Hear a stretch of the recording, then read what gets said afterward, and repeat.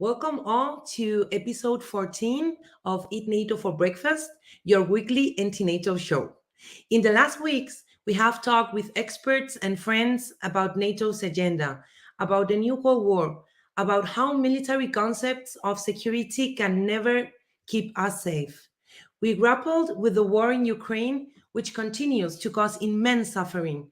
We shed light on the wars that go unnoticed, such as in Yemen or Libya, and the role of NATO itself, and especially the imperialist agenda of the countries behind NATO, especially how the US plays in these crimes against humanity.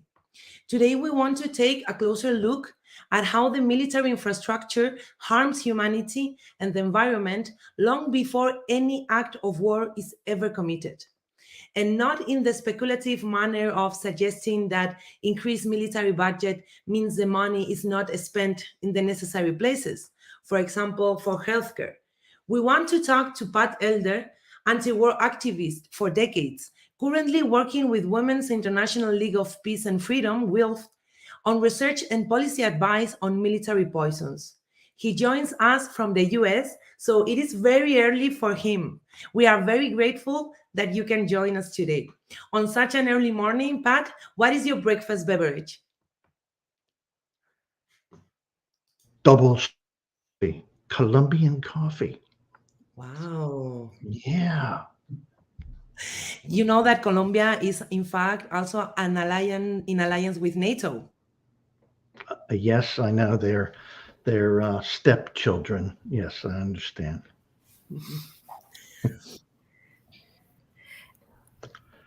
Okay. Good morning, all. Nora, Pat, it's so nice to see you. I'm drinking tap water. So you two coffee people do your thing. I'm drinking just tap water, Berlin tap water from my nice Eat NATO for Breakfast mug. But I do have a feeling that today, after the show, I may not be feeling so confident and smug about my water here in Berlin anymore. Pat, because you will be talking to us about this, and water plays actually a big role in your presentation that you will give to us. It's very interesting to us because this morning you'll be sharing with us a slideshow. So we are doing something new technological here on our show today. Pat will speak to us. He will tell us all about PFAS. He will explain to us what it is, what it's used for, what the damage is done, where it is actually found. So like for everyone who has not spent any time on this and does not know about PFAS, Pat will explain it all to us. And he will do so, and this is really helpful and again technologically new to us. He has a presentation prepared, and I think without further ado we just begin with the presentation and give Pat the word to educate us on not so good news. I mean, that's what it is. Please, Pat, take it away. Thank you, Franziska. I'll just allow our audience to read this and beg people to get in touch. This is not entertainment.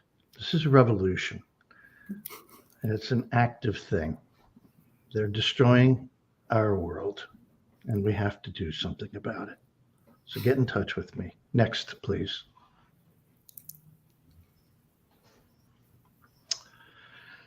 Gosh, the United States military has been using PFAS, that's per and polyfluoroalkyl substances, in their firefighting foams.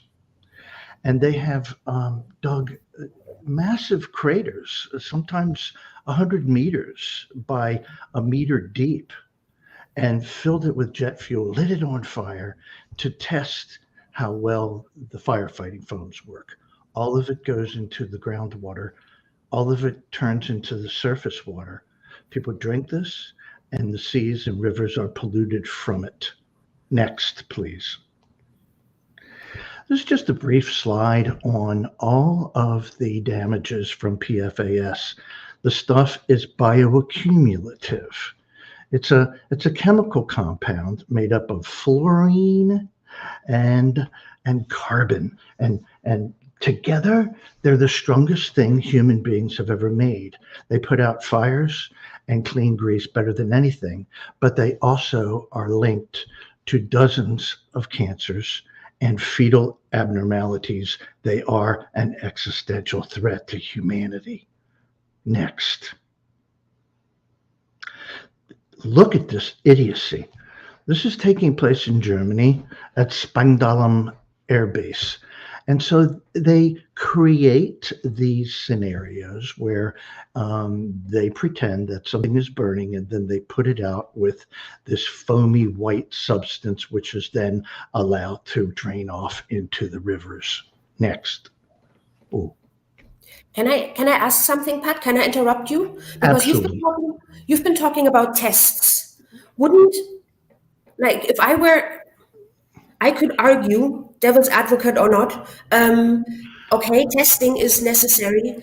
What if there was a real fire and we need that foam because it does actually extinguish fire the best possible way, as you just described to us, as the most strongest substance to block a fire? Okay, we could argue that tests are really annoying and dangerous, but do we need this stuff to put out fire? We don't need it at all. The Europeans are in the process of banning these foams. The Germans don't use it anymore, except for at NATO bases where the Americans use it. The Germans have developed alternatives. The thing is, it might take 1 to 2 seconds longer to put out a fire. The problem is that most of the time the stuff is used, there are no fires. There are accidental releases in these giant hangars. So we have suitable alternatives. It's just the bullheaded American military attitude that continues to use the stuff. Okay, so I mentioned the bond between fluorine and carbon. And there are actually 8,000 different types. I say 5,000 here, but this slide was actually created 3 years ago. They've developed 3,000 more types of PFAS. So as we regulate them, we want to regulate all of them as a class. Of course, the United States military has only been talking about 2 types of PFAS. They are PFOS and PFOA. So these are deadly chemicals, and they bioaccumulate in fish. And this is the thrust of my talk: bioaccumulation in animals, beef, fish, tomatoes. This photo simply shows an overhead suppression system. We can take a base, almost the size of 1 hectare, a hangar, and we can fill that hangar up 4 meters high with foam in 2 minutes. And often this happens accidentally. And so all of this foam, 1 teaspoon could contaminate an entire city's reservoir. Look at this. It's madness. Next, please. Well, you know the story of Icarus and Daedalus, I'm sure, from the ancient Greeks. And, Icarus, Daedalus' daddy, fashioned wings with wax. And he told his son, don't go too close to the sun. You'll fall to your death. And so humanity has always embraced technologies that it can't control. And that is the case with this existential threat. And it's amazing. German scientists, split the atom in the same month that American scientists developed PFAS. That was 1938. 2 existential threats. Another point is that PFAS wasn't widely used until the Manhattan Project, when the atomic bomb was developed. They needed that. They needed it to put out the super duper hot fires. Next, please. You have the military on the left, you have the people in the middle, and then you have the American EPA on the right. You have the same dynamic taking place in Europe. The military is able to do whatever it wants. You are regulated by SOFA agreements. These are status of forces agreements. Hell, they put these SOFA agreements together in 1951, and they didn't have a clue what would happen. You know, these chemicals, once the United States is finished with the base in Germany or Belgium or wherever, Netherlands, it's contaminated forever. The SOFAs talk about cleaning these bases and handing them back. It can't be done. Next, please. Before we move forward, I just wanted to ask, like, first of all, I think like everyone that is watching this, like we should be asking ourselves, why don't we know anything about all of this, right? We know some stuff regarding the ecological impact of the U.S. Military. We know that in fact they are all the time like also developing strategies to go unnoticed. In fact, they are exempt for reporting their military emissions, right?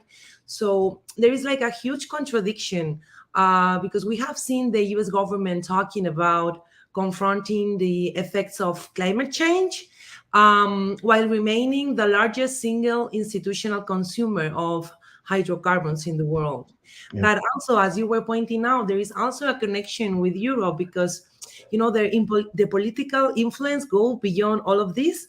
For sure, what happens on the military bases that they have all around the world, is also very unknown. But there are also, connections of how the US is going through all these, labyrinth of ecology impact and health issues that is also influence also European policy. Can you explain also some of these connections? Well, I can give it a shot. The United States military is the most powerful single institutional force in the history of the human race. The United States military dictates environmental policy, not just in the United States, but in wide swaths of the earth. They can do whatever they want to do. And they're able to do that because they largely control many of the corporations that produce these materials, much of the media that is relatively silent, and it's all in the name of national security. And so when we have a conflict like Ukraine, something like environmental concerns fall secondary. It's not important. And so what we have is the ability of the United States military to continue to use these carcinogens, and these are carcinogens. These are deadly, and they cause birth defects, and they know it, but they continue to do it because they're convinced that they might put out a fire of a $100 million F-35 2 seconds faster than chemicals that aren't carcinogenic. They can do whatever they want to do. And it's programs like this, and it's people like us that can begin to stop this madness. Next. Look, this poor guy lives a few miles from Cannon Air Force Base. So they've been using, PFAS at the Air Force Base, mostly for cleaning engine parts, but also for, putting out fires that they light themselves.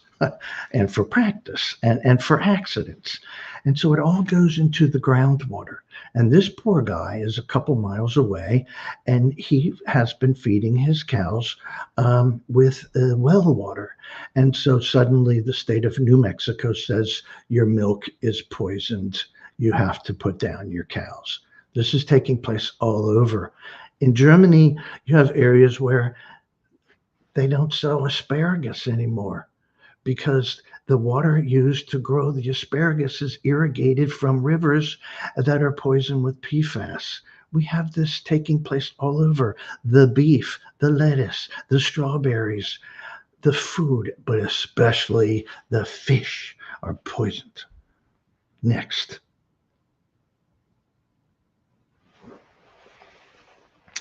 Gosh, I don't want to get too far ahead, but this is a photo of a U.S. airman at Spangdahlem Air Base, and this is a wastewater treatment plant. You can go to Google Maps and you can find a wastewater treatment plant near you. They're circles from the sky, and they pump out carcinogens into the water. We treat lead, we treat mercury, we treat cadmium, we treat barium. We don't treat PFAS. We don't know what to do with it. And so the PFAS from the bases, when they're finished with the day's work, gets flushed in the toilet, that gets flushed in the drain, and it winds up here. And then it winds up, in this case, in Spanger Creek, that drains from Spangdahlem Air Base. It's the same at Buchel. It's the same, at Ansbach. It's the same at Ramstein. It's the same throughout the continent. Wherever you have a NATO base, you have poisoned water and poisoned seafood. The deer are poisoned. You can't eat them. The wildlife is poisoned, and it is poisoned forever. These are forever chemicals. They don't break down. They will poison us forever. Next.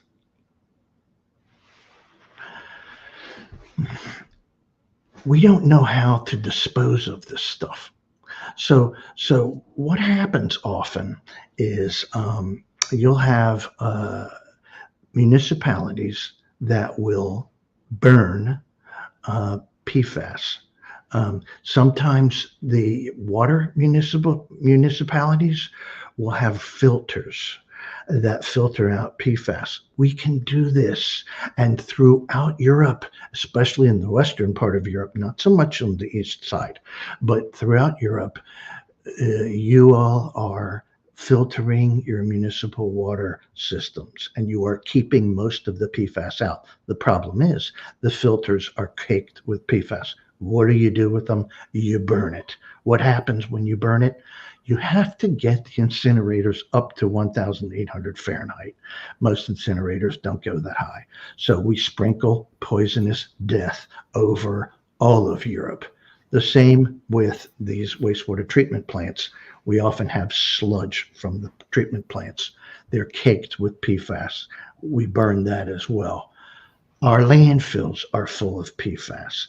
And so you might have a couch and a chair and a rug all coated with stain-resistant coating with PFAS, or grease-resistant coating, or water-resistant coating for raincoats and boots, and all of that goes into the landfill. It's all crushed by those giant bulldozers, and then it's like a coffee maker, and the rains come, and it creates leachate. It's the water underneath, and where does that go? Well, it either goes into the rivers, or it goes to the wastewater treatment plant.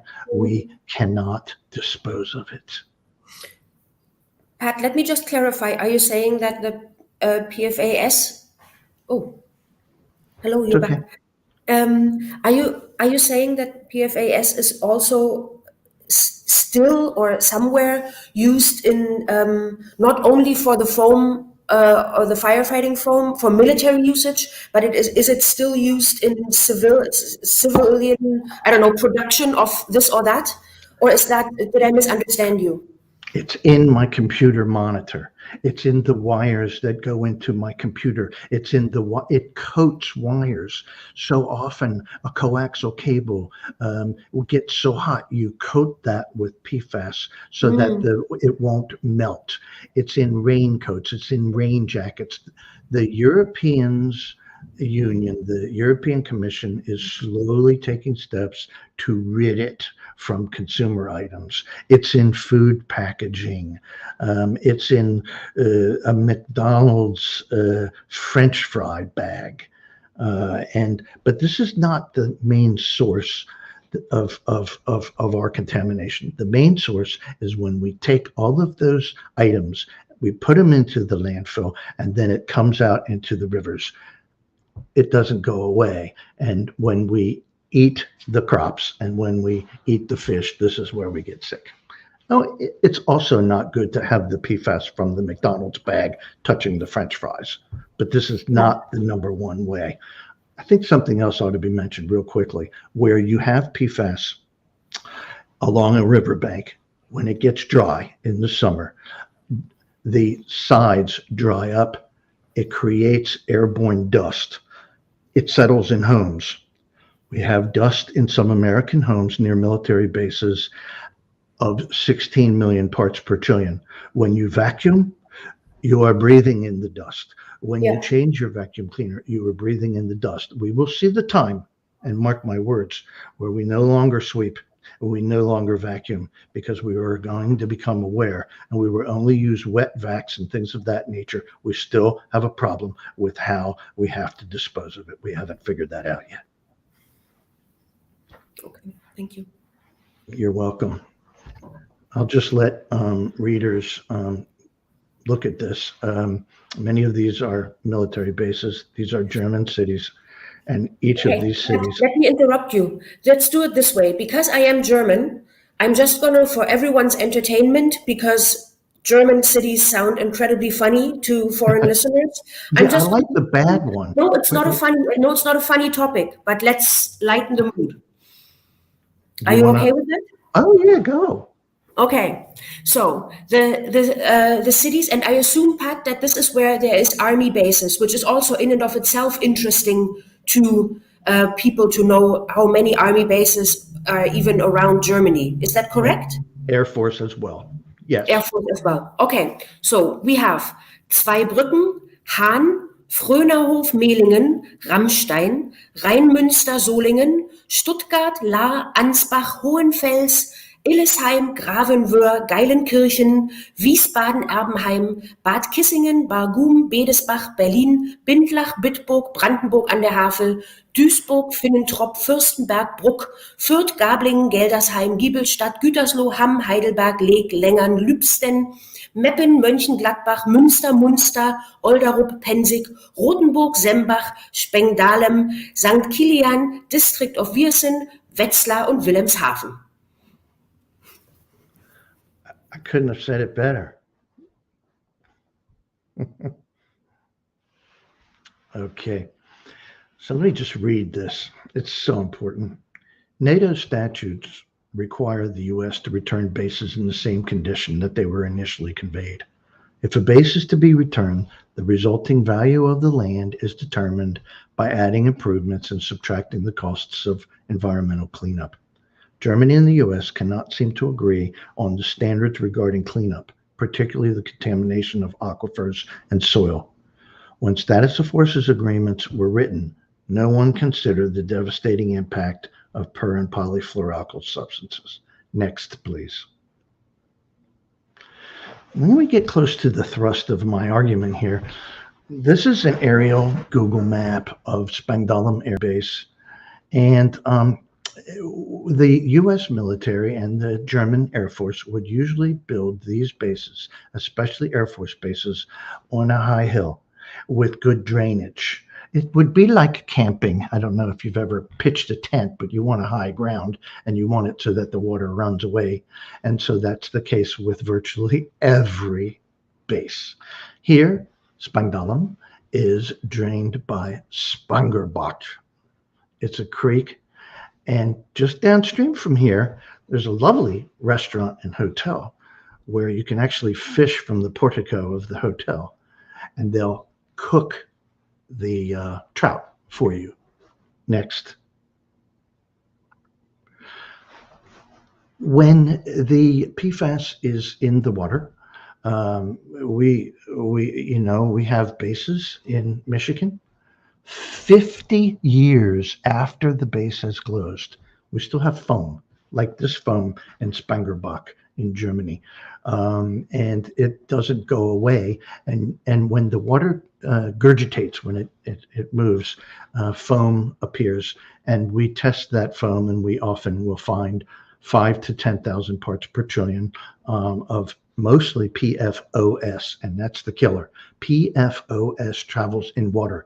We have seen it go 22 miles in rivers. It doesn't break down. It gets into the water, it gets into the wildlife, it gets into the moss, it gets into the animals. The fish eat it. It's part of the fish's body.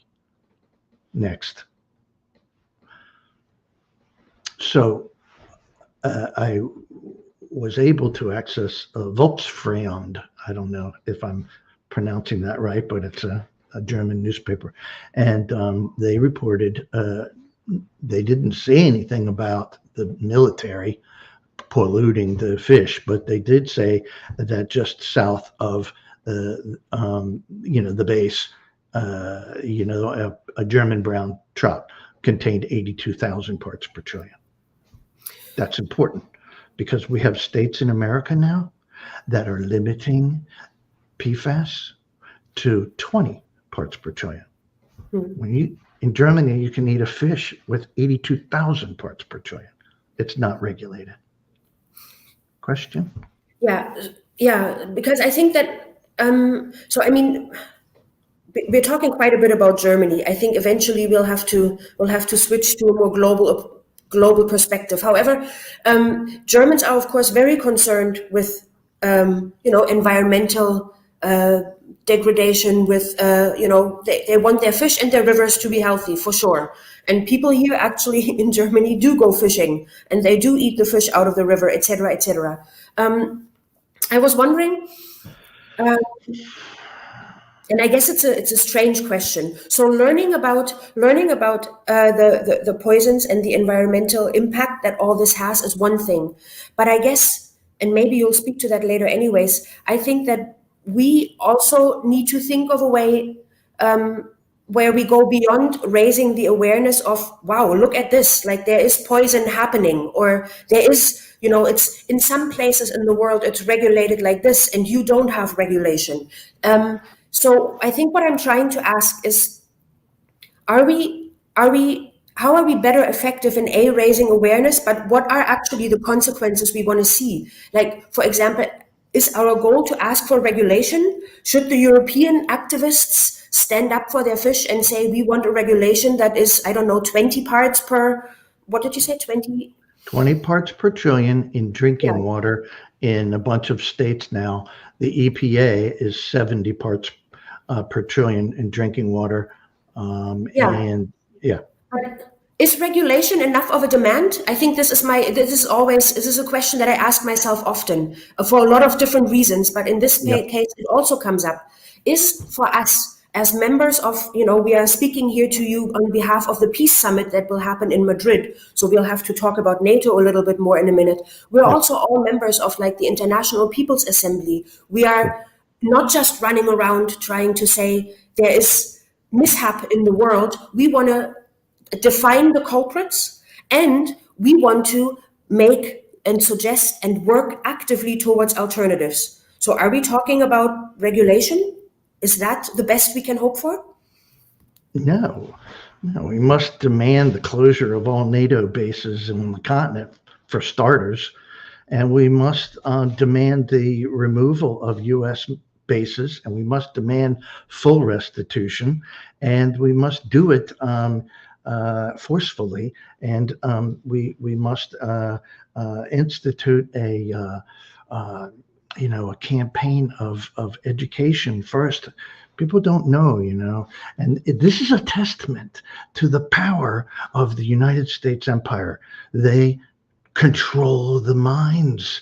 They can't control the world without controlling the mind. So to answer your question, we're dealing with revolutionary concepts. Back up a little. Yes, we need to demand regulation. Yes, we need to say, Near Ramstein, we demand that you test the water.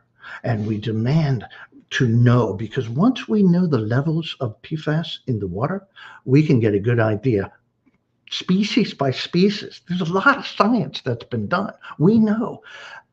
Test the water, test the fish, test the deer. Come on, we have deer that are poisoned, really poisoned if you eat the meat, outside of military bases that closed 50 years ago in America. Test the strawberries. take it seriously, and not just Germany. And to your earlier question, Okinawa is worse. Look at little Okinawa. It's been bombed and destroyed and mutilated since 1940s, and they have worse fish and animal contamination than throughout Europe, and it continues. And the Koreans are also suffering. The United States military published a report. Incredibly, it's a lot of redacted information, but there are several bases in Korea, Honduras, not just that, but also, say, the Nigerians, and they have petrochemical plants.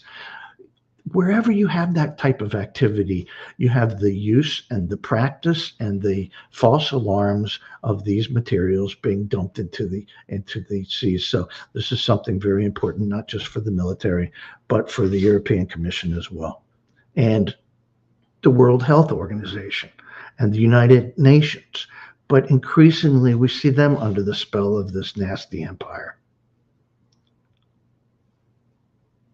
Next. Okay, now here's math, So I want to read this, and I'm going to lose 2/3 of the people, but I love you. Okay, so the European Food Safety Authority says someone weighing 70 kilograms can safely consume 300 nanograms per week of PFAS. That's absurd. We have scientists in Europe and in America who say 0. This stuff doesn't break down. You don't want to consume it. Anyway, so if our fish has 82,000 nanograms per gram, our NATO fish, a meal of the average tasty NATO fish weighing 227 grams with a concentration of 82,000 nanograms per gram of PFAS contains 18,614 nanograms of PFAS. Hold that thought. You eat a fish, it's got 18,000 nanograms. Not a concentration, but that's an amount. So eating one serving of fish exceeds the European weekly limit 62 times over. We have fish near military bases with 10 million parts per trillion. Okay, that means 1 fork of that fish is more PFAS than drinking water containing 70 parts per trillion for many, many lifetimes. This is where we're getting sick. So you have a European drinking water directive from 2020 that establishes total PFAS limit of 500 parts per trillion with a limit of 100 parts per trillion for 20 PFAS. Micrograms per liter are parts per billion. You translate that to parts per trillion. So there's math. I know there are math people out there that love that, but most people don't. Next. There have been many court cases of women, especially. This is a women's issue, man. Okay, this is why the Women's International League for Peace and Freedom is funding us. Women's International League for Peace and Freedom and Military Poisons linked up 5 years ago because this stuff gets into a woman's body and destroys your ability to make a baby. That's basically it. Your children are being born with problems with their ears, with attention deficit disorder, with problems with asthma, a host of childhood issues, and we know it's because of PFAS. And so this is a certificate from a hospital in America that talks about a woman who had a miscarriage, and they trace that to the chemicals. This is how they deal with it. Next. This is Ansbach, Germany. So we were able, through a Freedom of Information Act request, get information on Ansbach. And there was some information that we learned for the first time. And that is that the groundwater and the surface water, we already knew it, but it's extremely contaminated in Ansbach. But this is the kind of information they give us. Hey, in German, Francisca, can you read that and tell me what it says?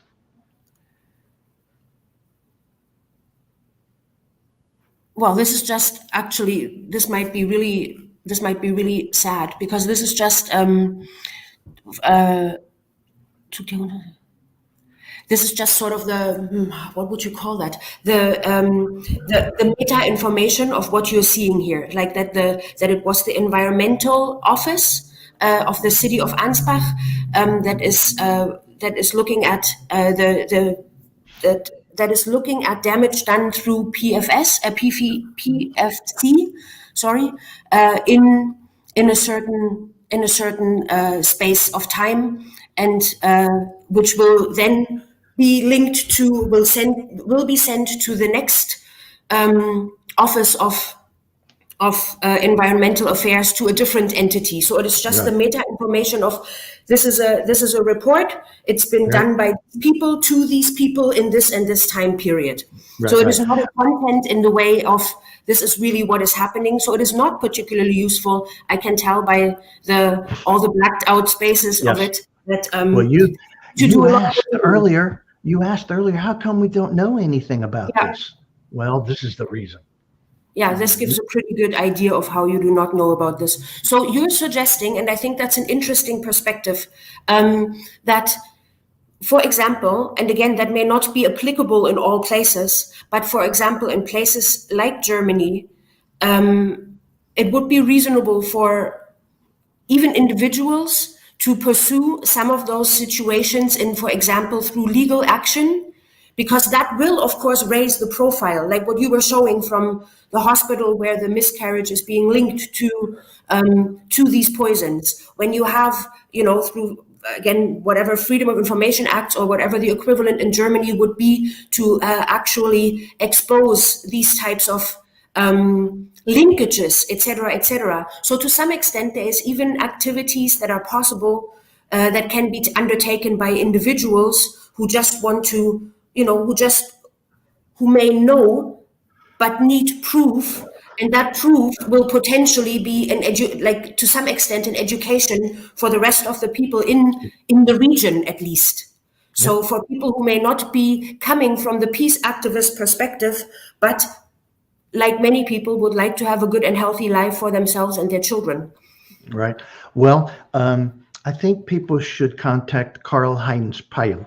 And Karl-Heinz, I think he's in Frankfurt, and he knows a lot about not just Germany, but PFAS around the world. And he has written a brief book of about 80 pages detailing not just Ansbach, but Buchel, Ramstein, many bases throughout Europe. So he's a good guy, and he has several FOIA requests in.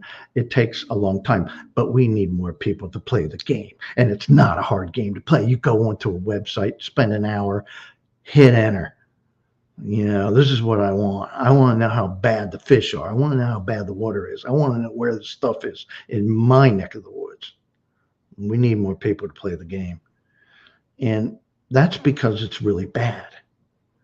And there are lots of people who have died of cancer from drinking the water and from eating the fish.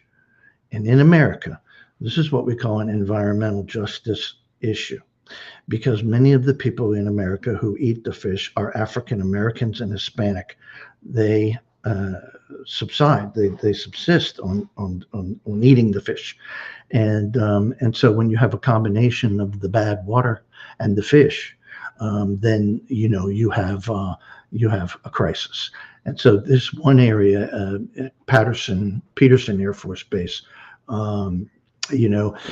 since then they have cleaned up the water. As I've said, we have technology. It's called granular activated carbon. So it would be like if you took your living room and you filled it up with little charcoal blocks, and you poured water in there, and you come out the other end, and it's largely PFAS free. The problem, of course, is what to do with the doggone carbon once it's caked with PFAS. But we have figured out the drinking water. Now here at Peterson, the water is okay now, but it didn't used to be. So the groundwater well had 88,000 parts per trillion. People drank that water. Some people have wells out there. And then, the drinking water itself had 7,910 parts per trillion. Next, please. So Steve Patterson, this is a good example, you know. I mean, here's a guy who had to scream to get any press at all. Nobody gives a darn. But at least 10 of his family members, sister, uncle, cousin, they've died. I mean, 14-year-old grandson, kidney transplant, all in one little area. It's not a coincidence. Next. And then Mark Favors, another guy, spent time in the Army. 5 kidney cancer deaths in his family. Hello? I think I'm done. I always like to end it on a happy note, right? But that's Thank all you. I have, I don't know. I've done a lot of these. I worked with Veterans for Peace, gave very similar type of thing a couple times now. And, 300-400 people watching, and then maybe one will get in touch. It's like that. And so I just hope this isn't solely for entertainment purposes, I hope people actually go to that first slide, get in touch with me, and I'll help them. Get in touch with Karl Heinz too. Yeah, I think that we have, like, that's the process. We have to get in touch with each other. I think that NATO and its impact, it's I don't know, it's huge, and there are a lot of connections. You are talking about wealth, for sure. I'm sure that a lot of ecology movements will be interested on all this information. I think that this is a process of building alliances and working together, and also educating ourselves, because for sure, like, there are so many different issues connecting militarism, bases, weapons, and all the impacts to humanity are so huge that we need also to connect the dots to investigate. So for sure, get in touch with Pat. Let's work together. I think that we are going to have more time to speak with Pat and about all of this in Madrid. So we encourage you to follow Eat NATO for Breakfast, to continue learning, to continue thinking how we can work together, and also seeing each other in June in Madrid, hopefully. Great. I think that this has been very, very important. Thank you very much, Pat. We hope to see you soon in person. And also, before we leave, if you miss some of our episodes, you can read the after show articles where we write a bit more of this issue addressed with the speakers every Saturday. So don't miss our last ones. I'm sure that after this show, it would be very useful, all the information that also Pat shared with us on the presentation. So if you want to learn more, or you were writing notes, we are going to produce an article about this. So I think that's it for today. I don't know, but if you have one final word, this should be encouraging words, because to work together, to test, to talk to each other, you need this kind of also encouragement that things are going to be better when we are strong together. Yeah. So if you have some final words, Pat. Well, 2 quick points. One thing I left out, throughout NATO bases, the United States military has been integrating 5G cell tower communications for the drones. And these are super powerful radio frequency radiation emitting towers. People who live within 500 meters of these radiation towers should be careful, because we are noticing increases in cancer and children suffering as a result of radiation from NATO bases and US military bases. So that's one thing I didn't mention, because this was mostly about PFAS. But there's hope. There's hope because there is truth. And we are speaking truth. And so we have hope. And we need to make this hope be like a hope of positive. Like I want to use like cancer. I mean, you know how cancer just explodes in the human body, but imagine a good cancer of truth that permeated all of us and caused us to fight and struggle. You are right, but the first step towards changing things is the truth, is learning, and is also hope. And this is why we are also working all together. So thank you. That's all for today. Thank you, Risha, our amazing producer, and thank you, People's Dispatch, to be with us every Saturday. We need to think collectively the alternative to NATO, as with Francisca and Pat were saying, regulation is necessary, but what's most necessary is disband NATO.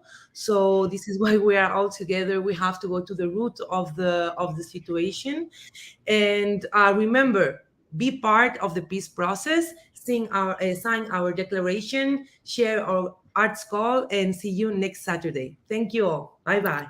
Thank you all. Bye. Bye.